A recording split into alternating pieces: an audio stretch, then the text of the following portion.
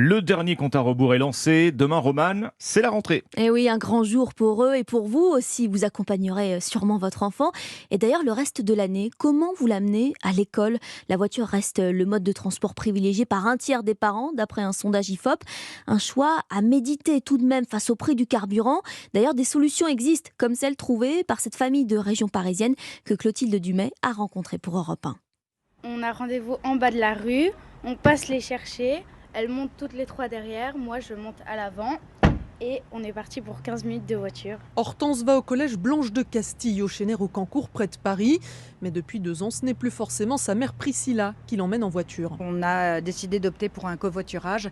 J'ai demandé à ma fille, dans ses copines qui habitaient dans le coin, on est 4, donc on a un jour attitré et un lundi par mois. Un gain de temps, mais aussi d'argent pour cette maman de 2 enfants. C'était vraiment une question de praticité.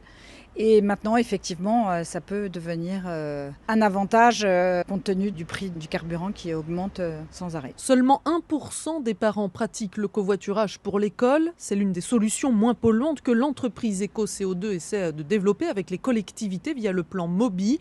Bertrand Dumas dirige ce programme. Il y a autour de l'école des enjeux de qualité de l'air et donc de santé des enfants. Il y a un enjeu de sécurité, il y a un enjeu social aussi. Les parents sont ravis de refaire quelque chose ensemble. Parmi les autres solutions de transport possibles, le développement du vélo ou bien encore le pédibus, c'est-à-dire un ramassage scolaire à pied. Le reportage de Clotilde Dumay.